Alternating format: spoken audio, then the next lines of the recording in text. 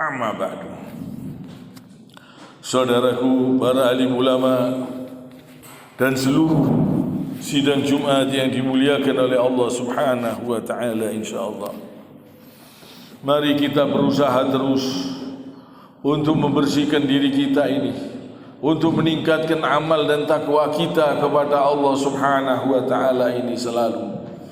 Alhamdulillah kita masih diberi kesempatan oleh Allah Subhanahu wa taala. Gunakan sisa umur kita ini untuk mencari keridhaan Allah Subhanahu wa taala yang terbesar. Jangan sampai kita terpengaruh dengan agama-agama yang lain. Jangan sampai kita mengikuti, jangan sampai kita ngefan kepada orang-orang yang di luar Islam. Jangan sampai kita mengikuti cara-cara mereka. Jangan sampai. Ingat, inna dina indallahil Islam. Sesungguhnya agama yang diterima oleh Allah Subhanahu wa taala hanyalah Islam. Hanya Islam.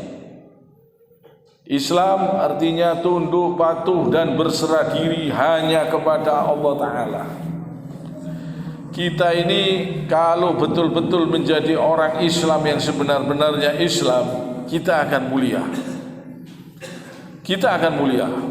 Orang yang tunduk, patuh dan berserah diri hanya kepada Allah, ya dia tujuannya hanya kepada Allah Subhanahu wa taala. Hidupnya hanya untuk beribadah kepada Allah Subhanahu wa taala. Dia bekerja, cari nafkah, semuanya karena Allah Subhanahu wa taala. Jadi mulia. Orang kalau betul-betul Islam, dia mulia. Karena kalau dia tidak mau Islam, dia akan menghamba kepada yang lain. Dia akan menghamba kepada yang lain. Jadi orang Islam artinya tunduk patuh dan berserah diri hanya kepada Allah Subhanahu wa taala. Mulia. Tapi kalau tidak mau mengikuti Islam, dia akan menjadi hamba-hambanya syaitan, rendah, hina, hambanya makhluk, diperintah oleh syaitan, disesatkan oleh syaitan, disuruh melakukan perbuatan-perbuatan yang melanggar aturan-aturan Allah Subhanahu wa taala. Berarti dia sudah nurut dengan syaitan. Kalau kita taat kepada Allah, kita mulia. Berarti kita hambanya Allah Subhanahu wa ta'ala. Kita kerjakan perintah-perintah Allah Subhanahu wa ta'ala, hidup mulia. Kita tinggalkan semua yang haram. Kita menyembah, memohon hanya kepada Allah ta'ala. Kita sujud, kita rukuk, kita sembah hanya Allah ta'ala. Kalau tidak mau menyembah Allah ta'ala, berarti dia diperintah oleh setan, rendah, hina. Kalau tidak mau mengikuti aturan Allah, berarti dia mengikuti aturannya setan. Kalau tidak mau mengerjakan perintah-perintah Allah Subhanahu wa taala, berarti dia durhaka kepada Allah. Dia taat kepada setan, kepada makhluk. Rendah.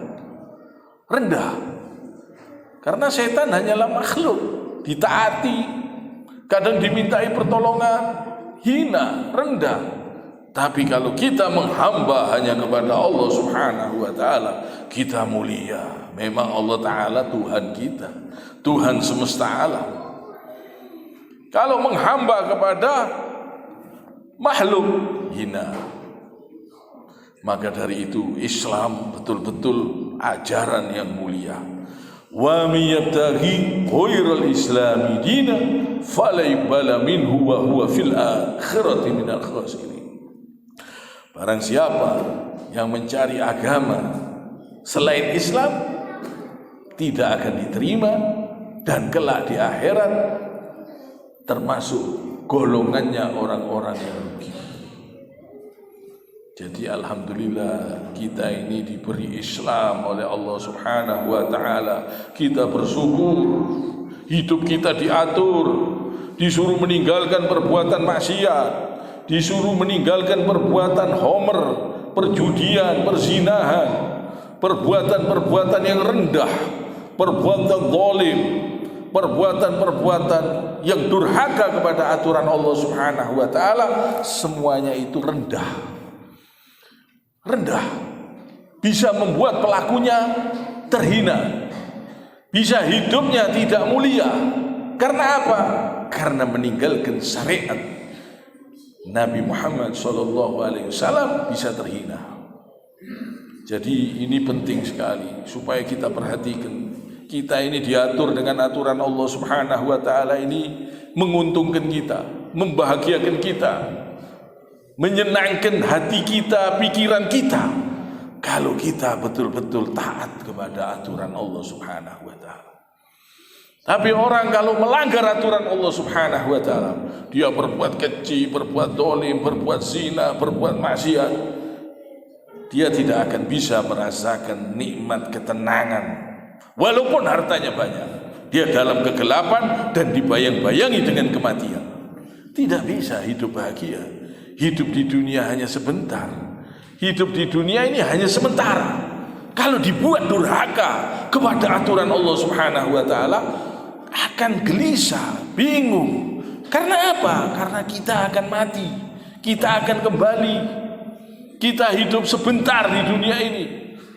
Orang kaya sebentar, orang miskin sebentar, akan kembali kepada Allah Subhanahu wa taala. Kalau tidak digunakan di jalan Allah Subhanahu wa taala, rugi. Sepertinya orang hidup ini dikejar-kejar dengan ajal, dikejar-kejar dengan kematian. Tinggal nunggu. Kita nunggu waktu sholat dan nunggu waktu ajal, waktu kematian, kembali kepada Allah Subhanahu wa taala.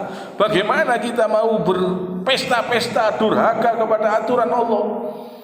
Kita mau korupsi, berbuat zalim, berbuat keji, ya jelas nggak bakal bisa hidup bahagia. Karena hidup ini sebentar. Manusia hidup ini di dekat ajal.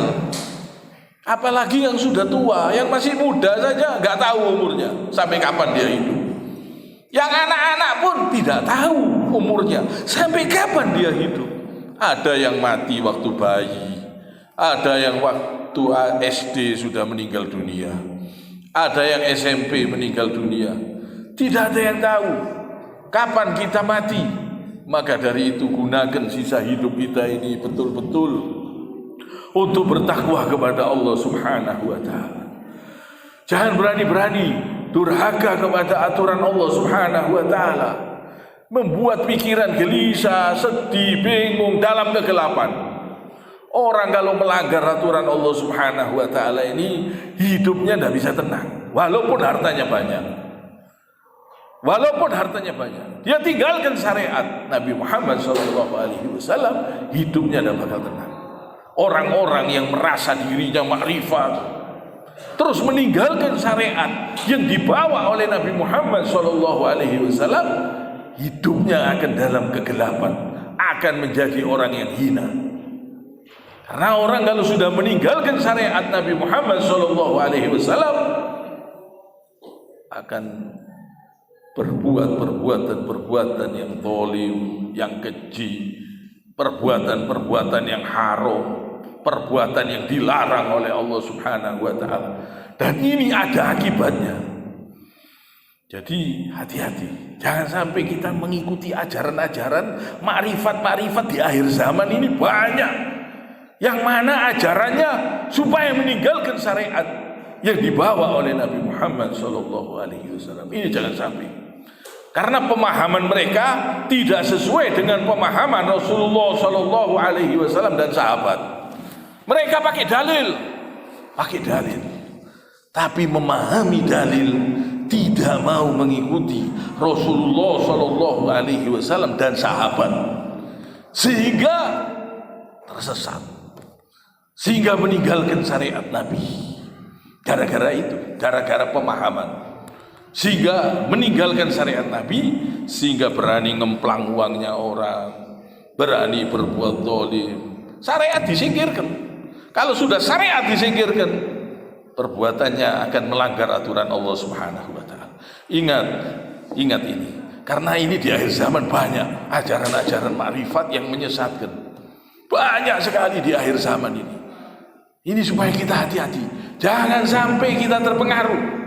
bisa meninggalkan sholat, bisa meninggalkan perintah-perintah Allah Subhanahu wa Ta'ala, bisa berani berdusta, bohong. Semua ini banyak yang gara-gara ajaran-ajaran makrifat ini. Ajaran-ajaran makrifat yang meninggalkan syariat Nabi Muhammad SAW. Nabi Muhammad SAW ini yang paling tingginya makrifat. Tapi setelah Rasulullah SAW diutus, seluruh para nabi dan seluruh umatnya para nabi harus mengikuti syariat yang dibawa oleh Nabi Muhammad SAW setelah Nabi Muhammad SAW diutus. Ingat ini, jangan sampai kita terpengaruh. Karena kalau terpengaruh dengan beginian, dengan ajaran-ajaran makrifat yang meninggalkan syariat Nabi, bahaya sekali dalam kegelapan. Hidup akan terhina. Nanti berani bohong, berani berdusta, berani berbuat perbuatan-perbuatan yang melanggar aturan-aturan Allah Subhanahu wa Ta'ala gara-gara merasa ma'rifat. Banyak orang-orang soleh, orang-orang alim yang disesatkan oleh setan-setan sehingga mereka meninggalkan syariat Nabi Muhammad SAW. Ini hati-hati supaya kita perhatikan. Islam ini mulia, kita diperintahkan sholat ini suatu kemuliaan. Alhamdulillah kita menyembah Allah. Kalau kita tidak mau menyembah Allah, berarti kita hambanya setan, berarti kita nurut sama setan. Bisikan-bisikan setan kita ikuti. Kalau kita tidak mau meninggalkan yang haram, berarti kita hambanya setan, berarti kita nurut aturan-aturan setan, berarti kita menurut bisikan-bisikan setan. Hina. Karena menjadi hambanya makhluk. Kalau menjadi hambanya Allah mulia. Kalau kita bertakwa, kita mengerjakan perintah Allah, banyak istighfar, banyak mohon ampun, banyak melakukan amal soleh. Ingat, kita di dunia sebentar, dan siksa dunia saja kita tidak mampu, sakit di dunia saja kita tidak kuat. Kita lihat saudara-saudara kita yang di Aceh, kesian, ada yang rumahnya hilang, suratnya hilang, mau beli makanan tidak ada, kena lumpur, kena longsor. Coba kita lihat, ya Allah,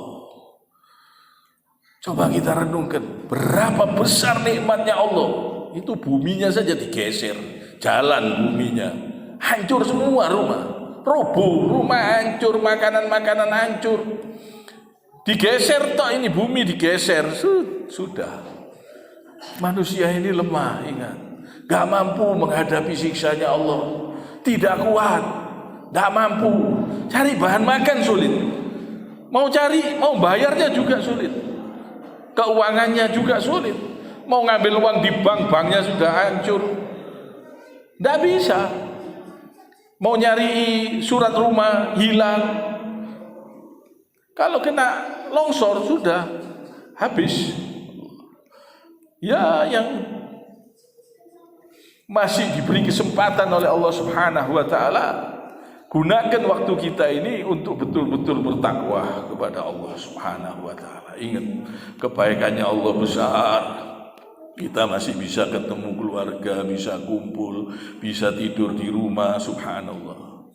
Mereka itu di tenda-tenda, mau cari kamar mandi sulit. Ya alhamdulillah sekarang ini sudah mulai ada bantuan-bantuan yang masuk. Coba kita renungkan, nikmatnya Allah besar. Jangan sampai kita mendatangkan kemurkaan Allah.